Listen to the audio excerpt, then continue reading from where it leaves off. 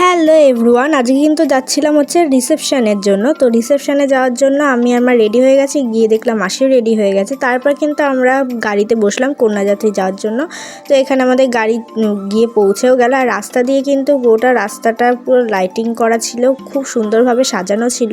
তো এখানে ভেতরে ঢুকলাম, তারপর কিন্তু এখানে কটা দাঁড়িয়ে ভিডিও তুলে নিলাম, কটা ফটোও তুলে নিলাম। আর তারপর কিন্তু বর বউয়ের এন্ট্রি দেখো, খুব সুন্দর এন্ট্রিটা ছিল ওদের। তারপর কিন্তু এখানে দেখো কত সুন্দরভাবে সাজিয়েছে। তারপর চলে গেলাম হচ্ছে কফি খেতে, একটু গলাটা খুব খুসখুস করছিল, কফিটা খেয়ে খুব ভালো লাগলো। তারপর এখানে একটু পকোড়া খেয়ে নিলাম, চিকেন পকোড়া ছিল, চিকেন পকোড়া। এই পকোড়াটা খেতে আমার সবথেকে ভালো লেগেছে। তারপর এখানে চিকেন মোমো ছিল, ফিশ বল ছিল, আর তারপর এখানে চলে গেছিলাম ফুচকা খেতে।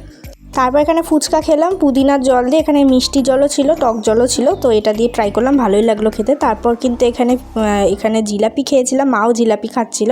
তো নেক্সট ব্লগে তোমরা হচ্ছে রাতের খাওয়া দাওয়ার ভিডিওটা দেখতে পারবে।